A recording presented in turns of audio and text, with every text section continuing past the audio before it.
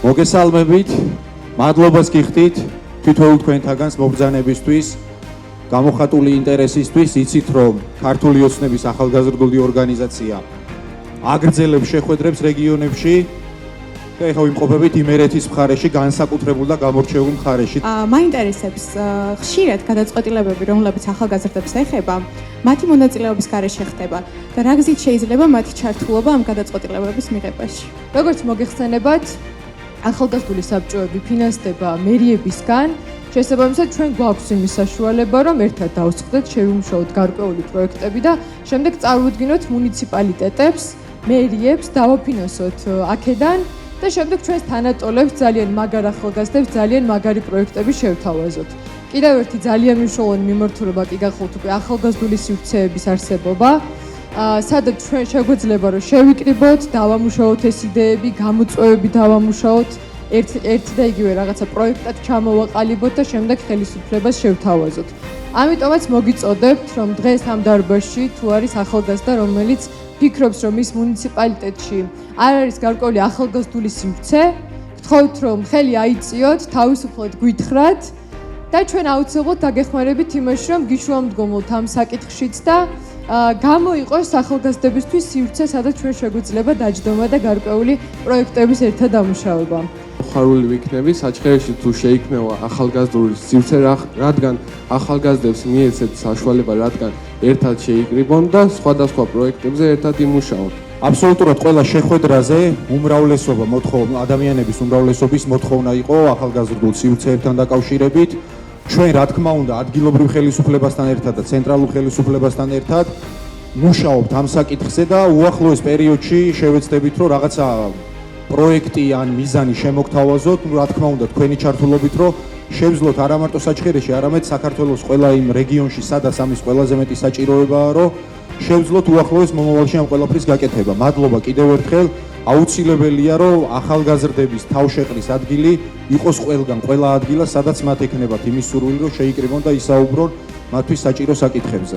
მაინტერესებს შეიძლება თუ არა საჩხერეში დასაქმება სტაჟირების პროგრამების გაფართოება, რომ უფრო მეტი ახალგაზრდა დასაქმდეს. ჩვენ ვიცით, რომ პრემიერის ინიციატივით გამოცხადდა სტაჟირების პროგრამები გახდა ანაზღაურებადი, ითვლება უკვე საქმიანობაში და ეს ნიშნავს, რომ გვეთვლება, რომ ჩვენ ნამდვილად გავიარეთ საქმიანობა, დასაქმებაში ითვლება. სწორედ ამიტომ მნიშვნელოვანია, რომ განსაკუთრებით განმოვითაროთ რეგიონები ამ მიმართულებით. ჩვენ აუცილებლად მოვიკითხავთ აღნიშნულ საკითხს და მე ვფიქრობ, რომ ჩვენ მომავალში აღარ უნდა გქონდეს ეს პრობლემა, იმედია დაგეხმარებით, მაგრამ დავამატებ ასევე, რომ კერძო სექტორშიც აქტიურად ხორციელდება სტაჟირების პროგრამები, აი რომ მოახსენეთ დასაქმების სააგენტო, სწორედ დასაქმების სააგენტოს ფარგლებში სტაჟირებები ხორციელდება ძალიან აქტიურად, ხდება ამის სუბსიდირება სახელმწიფოს მხრიდან, ამიტომ აუცილებლად გეთანხმები, რომ სტაჟირებები უნდა გაფართოვდეს როგორც საჯარო მიმართულებით, ასევე კერძო მიმართულებით. ვცდილობთ განმოვითაროთ ჭიათურა როგორც ტურისტული ქალაქი და მოვიზიდოთ უცხოელი სტუმრები, უცხოელი მეგობრები. ყველანაირად ვცდილობთ ამის განვითარებას და გვაქვს სერტიფიცირებული გიდების პრობლემა. მინდა რომ ვიყო სერტიფიცირებული გიდი, ვარ სპეციალისტი, მაგრამ არ შემიძლია მე ტურისტ ჩავუტარო ტური, ვანახო ჩემი ქალაქი და მოვუყვე ისტორია, რადგანაც არა მაქვს სერტიფიკატი ამის. თუ არის შესაძლებელი, რომ მულტიფუნქციურ ცენტრთან კავშირი დაამყაროთ, ვინმე აი სერტიფიცირებული გიდები, რომელსაც შეუძლია სხვების გადამზადება, ისინი მოიწვიოთ და რამოდენიმე ახალგაზრდა თუნდაც დიდი რომ გადაგვამზადოთ, რომ ჩვენი ქალაქი უფრო ცნობადი გავხადოთ. ცოტა ხნის წინ მიიღო საქართველოს პარლამენტმა კანონი სერტიფიცირებული გიდების შესახებ, ხო რომ ადამიანები, ვისაც არ აქვს სერტიფიკატები, ვერ გაუწევენ მეგზურობას ტურისტულ ჯგუფებს. რატომ დადგა ამის საჭიროება? იმიტომ რომ მაქსიმალურად პროფესიული მიმართულებით განვითარდეს სწორედ ეს ტურიზმის სფერო. თითოეული ტურისტი, რომელიც ჩამოდის საქართველოში, ნიშნავს ახალ შემოსავალს ტრანსპორტისთვის, ახალ შემოსავალს კვების ობიექტისთვის, ახალ შემოსავალს სასტუმროსთვის და სხვა საოჯახო ბიზნესებისთვის. აუცილებელია, რომ ყველა ქალაქში, რომელიც ტურისტულ ცენტრად ითვლება, მოხდეს მსგავსი პროექტის განხორციელება. ჩვენ შეგვიძლია, რომ გიშუამდგომლოთ მსგავს პროფესიონალებთან და ჭიათურის მულტიფუნქციურ ცენტრში ჩატარდეს გადამზადებითი ტრენინგი, რათა თქვენ და თქვენაირი დაინტერესებულ ადამიანებს ჰქონდეთ შესაძლებლობა, რომ იყვნენ სერტიფიცირებული გიდები და გაუზიარონ თავიანთი პროფესიული გამოსვლება სხვა ადამიანებს და ტურისტებს. ჭიათურა ქართული ჩოგბურთის სამშობლო. ზოგისთვის შეიძლება ეს ჟღერდეს უჩვეულოდ, მაგრამ ამ ყველაფერს აქვს თავისი ისტორია. პირველად საქართველოში კორტი 1892 წელს გაიხსნა ჩემს ქალაქში და შემდეგ გახდა ცნობილი მთელი საქართველოს მასშტაბით. ამ ჭიათურაში ჩოგბურთს ესწრებოდნენ მნიშვნელოვანი და ცნობილი ადამიანები, როგორებიც იყვნენ მაგალითად აკაკი წერეთელი და მისი ოჯახის წევრები. ამასთანავე მე-19 საუკუნის ბოლოს მარგანეცს მოეპოვდა ინგლისური კომპანია და სწორედ ამ ინგლისური კომპანიის ხელმძღვანელმა თავისი ადგილობრივ მკვიდრებს გააცნო ამ თამაშის შესახებ და ამის შემდეგ გახდა ცნობილი ჭიათურაში ჩოგბურთის ისტორია ზოგადად და პირველი კორტის დაარსებაც სწორედ მას ეკუთვნის. და ამ ინგლისური კომპანიის იურისტის შვილი იოჰან ჰომერი, რომელიც იყო პირველი ჩოგანი, 13 წლის ასაკში დაეუფლა ამ სპორტის სახეობას და გახდა პირველი ჭიათურის ჩემპიონი. მინდა გითხრათ, რომ ეს არ იქნება მარტო ჩემი თხოვნა და დიდი სურვილი, ეს იქნება ჩემი მეგობრების, რომ მიუხედავად იმისა, რომ ქალაქში გვაქვს ღია მუზეუმი, კორტი, ეს არის პატარა საინტერესო ადგილი, სადაც ჩოგბურთის ისტორია ერთ ადგილას არის თავმოყრილი. და ჩემი თხოვნა იქნება და არა მარტო ჩემი თხოვნა მეგობრების, რომ კონდეს შესაძლებლობა ჭიათურლებს, რომ იყოს ჩოგბურთის ისეთი მოედნები, სადაც შევძლებთ და დავეუფლებით სპორტის ამ სახეობას და ყავდეს მაღალი კვალიფიკაციის მწვრთნელი.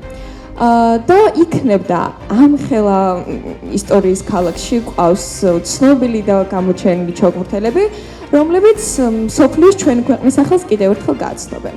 არ ვიცოდი და დარწმუნებული ვარ, აქ ყოფნა ბევრმა ადამიანმა არ იცოდა ეს ისტორია. მე რა შემიძლია გითხრათ, გარდა იმისა, რომ ყველაფერს გავაკეთებთ იმისთვის, რომ ეს თქვენი სურვილი და ეს თქვენი თხოვნა იქნას ხორცშესხმული. ოლიმპიური ჩემპიონი გვესწრება აქ, სპორტის კომიტეტის თავმჯდომარე გვესწრება აქ და ჩვენ ყველა თითოეული ჩვენთაგანი შევეცდებით, რომ ეს საკითხი უფრო სიღრმისეულად შევისწავლოთ, ნახოთ რა შეიძლება, როგორ შეიძლება და უახლოეს პერიოდში აუცილებლად დაგიბრუნდებით პასუხით, რა თქმა უნდა, სპორტის სამინისტროსთან ერთად შევეცდებით, რომ დადებითად გადაწყდეს ეს ამბავი, იმიტომ რომ იმდენად კარგი და შთამბეჭდავი ისტორია მოყევით, რომ ნამდვილად იმსახურებთ კორტებს. მადლობა. ახალგაზრდების მზარდი რაოდენობა განათლების მისაღებად სხვადასხვა დიდ ქალაქებში გაედინებიან, იქვე საქმდებიან და შემდეგ პატარა რაიონებში აღარ ბრუნდებიან, რომ თავიანთი მიღებული ცოდნა მოახმარონ რაიონს. მე მაინტერესებს კონკრეტულად თქვენ რა ნაბიჯებით უზრუნველყოფთ, რომ რაიონში მცხოვრებ ახალგაზრდებს ჰქონდეს განათლებისა და დასაქმების ფართო შესაძლებლობა.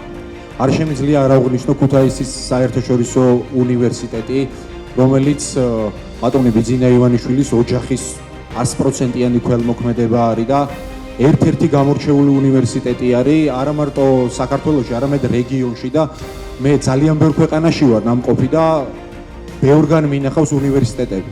როდესაც ქუთაისის საერთაშორისო უნივერსიტეტში კიუში ვიმყოფებოდი, აი მართლა აღფრთოვანებული ვიყავი იმ სილამაზით, იმ ყველაფრით, რაც იქ არის გაკეთებული და ერთ-ერთი გამორჩეული და საუკეთესო უნივერსიტეტი არის. მე აქედან მინდა რომ მადლობა გადაუხადო ბატონ ბიძინას და მის ოჯახს, მადლობა მინდა უთხრათ სოტნეს, იმიტომ რომ